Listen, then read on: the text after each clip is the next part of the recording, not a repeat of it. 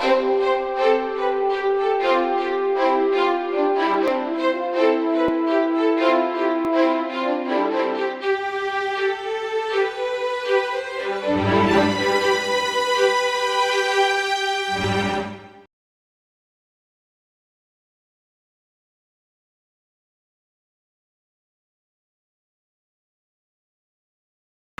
morning, Toro Horse Insurance.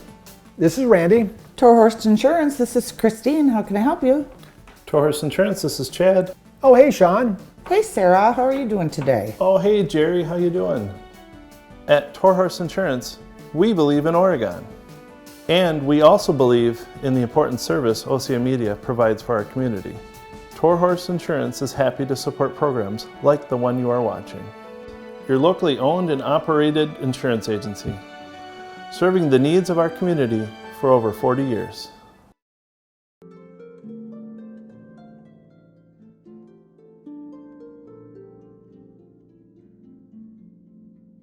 This week on Oregon Life, I'm with Cathy LaRocca of LaRocca's Pizzeria. Did I say that correctly? You did. Now, I was granted the pleasure of being here and learning to bake these wonderful cookies. Now, this is a biscotti, which... Biscotti. Biscotti. Thank you. I need help. I'm good at eating, not at enunciating. So if you eat enough of them, you'll get it right. Believe me, I'll be eating enough of them. But just a little history of this. As a kid, I remember getting these from Hemstraw's Bakery in New York, and then my grandmother would bring them or make them by her side on during the holidays, and I love them. She made them a little bigger. But these, I've tasted these and they're delicious. So enjoy part 1 and part 2 of Cathy's incredible baking. I've enjoyed myself immensely. Thank you for inviting me. You're welcome. Should I say bon appetit or? Buon appetito. Bon appetito. Buon appetito. Bye everyone. Ciao, ciao. Delicious. Hello, I'm Cathy LaRocca. Welcome to my kitchen. Today we're gonna make casadeggi, which is an Italian cookie, and it's done by, it goes back by many, many years, traditional. I started doing this with my grandma, with both of my grandparents and my mother, and as a child, we would do these special cookies around the holidays, you know.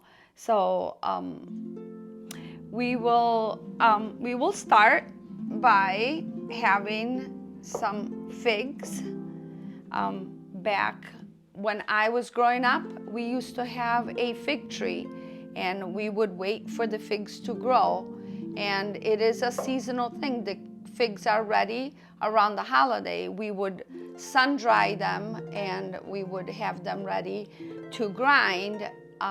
And back in the day when I started, my actual job was, first you would cut the fresh figs and you would put them out in the sun to dry. But after it was dried, then my job was to grind the fig with a manual machine, which in today's society, we push a button and we use a food processor or a grinder to do all this. But that was the fun story, because as a 4-year-old, when I started doing this, it was interesting to having such a big part of these cookie making by grinding the fig by hand. So here we are. I did not use a hand machine. I used a faster grinder to do this. So we have figs to do, and we will start by adding a little bit of warm water.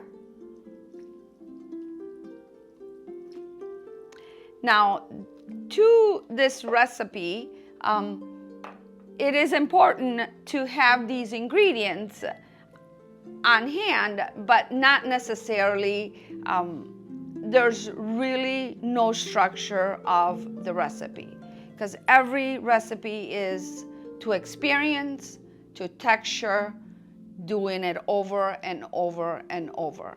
And I used to do this with my family, so I hope to carry on these traditions with mine.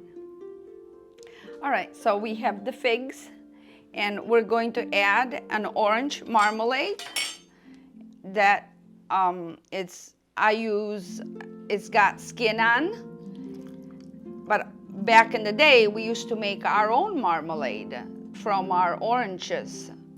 Okay, and we're gonna add some vanilla extract. Now, as you can see, I'm adding these softer ingredients for moistures first. Okay. Then we're going to be using a few tablespoons of honey. And feel free to use more than a couple tablespoons. Honey is always good. And we're going to add some fresh orange peel. We have some cinnamon. We're going to add sugar. And we're going to add some small chocolate chips. And we're going to add almonds, toasted almonds. Now, the reason why I chopped the almonds is that at some point you'll see that we will be cutting the cookies. So you want to have small. All right, so I've washed my hands. Now I have all the ingredients in my bowl. I am going to start mixing. And the reason why I'm using my hands versus a mixer or machine, the ingredients are based on how it feels, the texture of the figs, the texture of all my ingredients together. The moisture is very important to how the outcome of the casateggi's will be. So that's why we want to make sure that every bite that you take of these delicious casateggi or Italian cookies, the ingredients are spread evenly, so you will get every bite to the same taste. Okay, so we are finished with the filling of the figs. So now we're going to proceed in making the dough.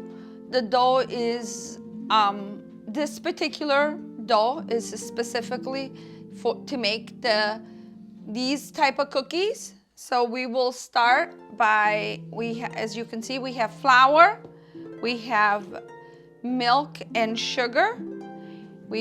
Now this is whole milk. We have milk and baking powder and fresh eggs. So we will combine. We will start by adding our baking powder to the milk, and it will levitate a little bit. We'll give it a couple of minutes. Okay. So in the meantime, we'll let this sit. We will start by adding, the key of adding the sugar is make sure the sugar is cold. And I melted the sugar with a little bit of milk, but it is crucial that the sugar is cold, because once we add the eggs to the flour, we do not want to make any scrambled eggs in our flour. Okay? So now remember, everything is done by hand, because this is crucial of the texture of our ingredients. Okay? We will pour our sugar and milk. Now we're going to be breaking our eggs. So the eggs are in. I'm going to start mixing the flour with my hands. And you're going to make sure everything is well mixed in. And we will be adding our milk and baking powder.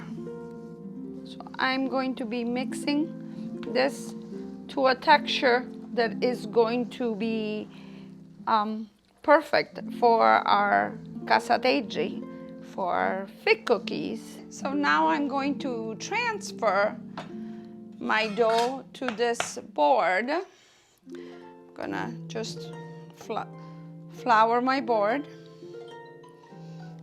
Okay. So now I'm going to be working and kneading the dough to make sure that it has the right texture. The texture is perfect at this point, but I'm going to be kneading the dough and still continue to work it. Now I could have been doing this by KitchenAid or a machine, but by doing that I wouldn't know the actual texture of it. So by continuing to kneading the dough, you can ever over knead the dough. You can't ruin the dough. The ingredients are perfect and the texture is good. And the reason why I know is look how smooth the dough is. So if you look at the dough, it's perfect. See? It's perfect. All right, so we have finished kneading the dough, and now we're going to be making small loaves that tomorrow we'll be able to start the cookies. So it is important to refrigerate the dough until the next day, because we do not want the process of rising or the activation to take place until the cookies are made and they will start to proof in the oven. Okay, so we have finished kneading just to size these little loaves that I will use them tomorrow to make the cookie. So we will now move them to our refrigerator for an overnight, and then we will continue tomorrow. All right, so now we are moving on to a new cookie. This is a butter cookie, and as you can see, we're going to have a special dessert flour. We're going to have butter, eggs, sugar, vanilla, and baking powder.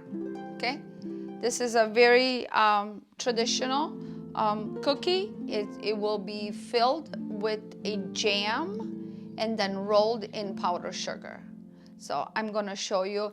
And for this cookie, we're going to be using a machine. All right, so we are going to be pouring the eggs into our mixer. Okay, and we will add the sugar to our mixer. Okay, so we will be adding the butter to our eggs and sugar. So now the eggs, the sugar, and the butter is fully blended. We're going to be adding the vanilla to the mixture. And we will add our baking powder to our flour. And we will gently start to add it in slowly.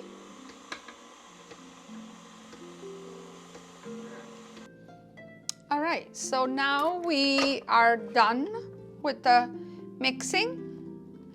We're going to remove, and since the butter has been worked and now is warmed up, before we actually make the cookies, you need to chill the batter in order for the butter to firm up again. All right, so about an hour in the refrigerator, and then we can start to proceed to make the cookies. Okay, so now the batter has been chilled, and now we can start to make the cookies. And I've used this gun to place the cookies.